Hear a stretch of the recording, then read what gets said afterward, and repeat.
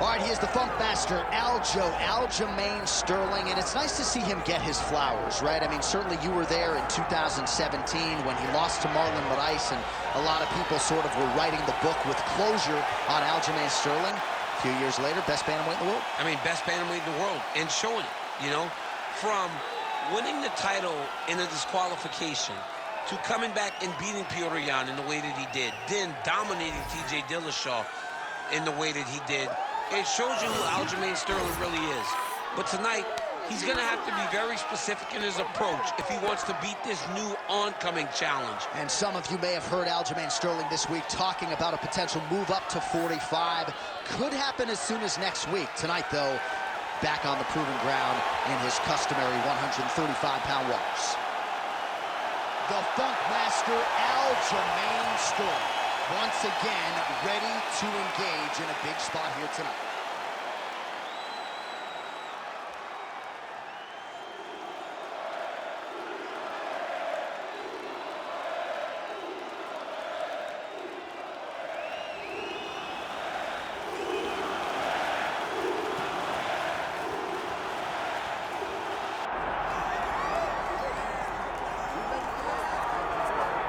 Well, this is not your father's bantamweight division, right, DC? A lot of people would argue in this era, 135 pounds, 1 through 50 is the UFC's deepest division, and this is the champion who has emerged from that talented pack. Yeah, it's a very tough weight class. I mean, you look at the top 15, and all these guys are so talented.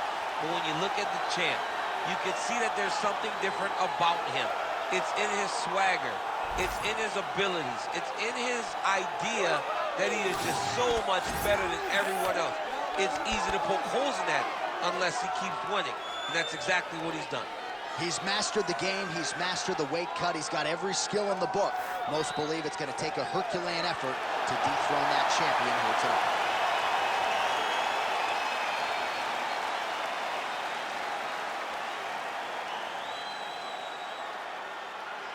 Our tail of the tape for this bantamweight championship fight. All right, now for the particulars, here's Bruce Buffer. Ladies and gentlemen, this is the main event of the evening.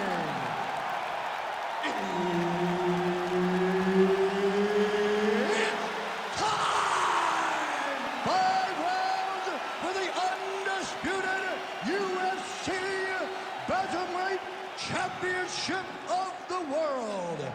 Introducing first, fighting out of the blue corner, presenting the challenger, Aljamain Funk Master Sterling. And now, introducing the champion, fighting out of the red corner, presenting the reigning, defending, undisputed UFC Bantamweight champion of the world, Shotgun. Herb Dean, third man in the octagon tonight. All right, we are just about ready to go with this UFC championship fight. He won his last fight by submission, so that bears watching stylistically in this matchup here tonight. Can he do it again? He said, if I got to go five hard rounds, I'm not afraid to do so. But obviously, the focus yet again is on the finish. He believes there will be some openings that he can capitalize. Let's get underway.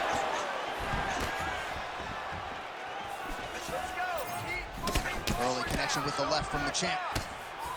Edge of your seat action as expected so far. Keep your hands up, use your footwork now. It's okay. And now he lands a combination.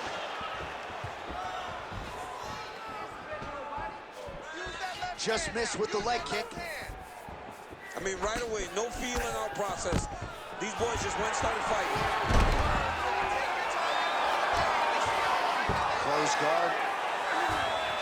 Try to pass here, but gets denied. Gets denied. Great job, great recognition of seeing what your opponent was trying to do.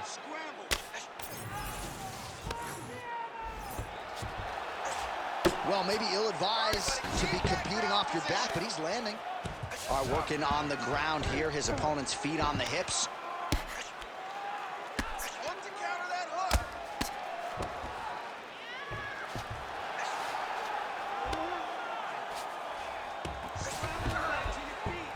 look how flexible those legs are. He's got him in rubber guard. I don't think I can do that if I try. I mean, John, don't sell yourself short. You just might be able to do it. But if you do, John, you're doing it with the idea that you're slowing everything down as a defensive fighter. There are submissions, right? There are submissions, but they're very rare submissions that we don't see used very often in the UFC.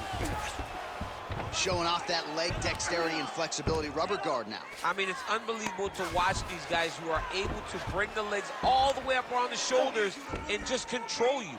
Because to me personally, and I'm no jiu-jitsu expert, to me personally, it feels like this is a position to really just slow everything down. Are there submissions? Yes. But the ideal thing in this position is to slow you down from damaging and really just make you feel more in danger than you really are. All right, so look at that. A cut has been opened around that eye area. He's taking shots over and over again to that area, and now he's dealing with a cut. Let's go, bro. Stay busy on the ground for me. Stay Like busy. that! Like that! Great job being busy off of his back. Lands a beautiful strike from the bottom. Look to counter that hook. Let's go. Look to counter that hook. Big right hook there by the champ. You cannot sit in this position. Referee will have no choice but to stop the fight. All right, rubber guard now, DC. Some submissions at his disposal if he so chooses. Yeah, he does have a couple submissions. They're very rare submissions. Go-go plata, omoplata. But if the guy has any understanding of submission defense, he knows how to stay safe in this position. So there are advantages to being here, but the danger isn't so vast that you should panic. Yeah, we've only seen a handful of omoplatas in UFC history. Sterling's cut, not getting blood in his eyes per se, but that is a huge gash on the cheek. Kind of looks like a slot machine right now, and if we get in between rounds, the ringside physician and the cut man are going to have their work cut out for them. Well, we'll see if he postures up and can get some of his ground strikes going here. I love watching this guy move on the ground. Another nice transition there. Such a high-level grappler. You don't see that very often. Nice reversal on the ground. Great job. Stay in tight. Stay in tight. Grab the head. Grab the head. And now he's attempting to choke. Oh, that rear naked choke is tight. Control. Don't let him control you. Oh, he got out. How good is that? This guy is so aware. He never leaves anything long to allow for himself to get subbed. Sterling's cut on his cheek is nasty. Thank God these guys are tough, because that thing will not stop bleeding at this point in time. Take your time. Take your time. Rubber guard for him now, DC. Some people believe this is nothing more than a stall tactic. What do you think the offensive fighter is trying to do? He needs to regain his posture, right? He needs to shove that foot down from around his neck, shove it down, build your base, get that arm free, and then get back to work trying to advance position to your ground and pound. If you play in there, you can find yourself in a lot of danger if you're not careful. Final seconds here of round one.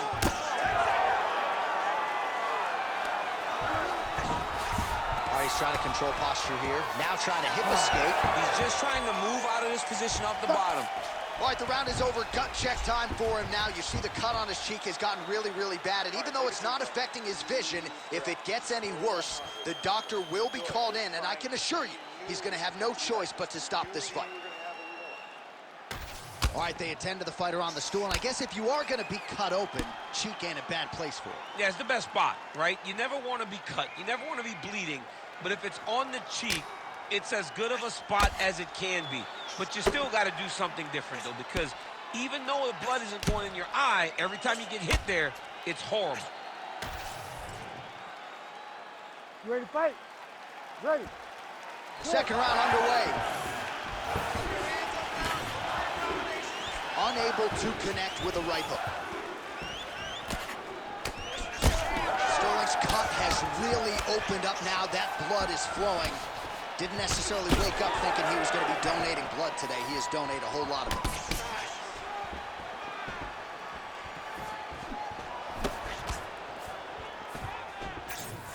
Nice body kick right under the elbows. Connections right up the gut, DC. He's in a world of trouble now. They say the great ones are the ones that get there first, and it got right to the target. Oh, he lands a massive aggressive kick here. Landing on both sides. And the chins continue to hold up. Sterling's able to protect the eye there with that block. Nice job with his fight awareness there to raise the guard. All right, so an opportunity goes by the boards. He had him stunned, nearly finished, and now his opponent has recovered. His opponent's recovered. Now he's got to... Man, there's so much blood on the canvas. Yes, and now the referee steps in to call on the doctor. I think I could actually see his gum line. There's a hole in his cheek. I mean, the cut on the cheek is bad, but it also is the swelling that accompanies that cut that is going to cause this guy a lot of problems. Yeah, doctor not here to make friends. He has no choice but to stop the fight. We have blood on our notes. Goes into the books as a TKO via doctor stoppage. Now we go inside the octagon. Bruce Buffer has the official decision. Ladies and gentlemen, the doctor has called a stop to this fight. Declaring the winner by TKO and still the undisputed UFC bantamweight champion of the world, Shotgun. Well, when you can hold a title at 135 pounds in modern-day mixed martial arts and in the UFC, you're one of the best pound-for-pound fighters in the world. We still have a UFC champion here at 135 pounds. At 135 pounds, he is the standard. And he showed tonight that if you're the challenger, you better come with a lunch pail because it's going to be a long night and a lot of hard work.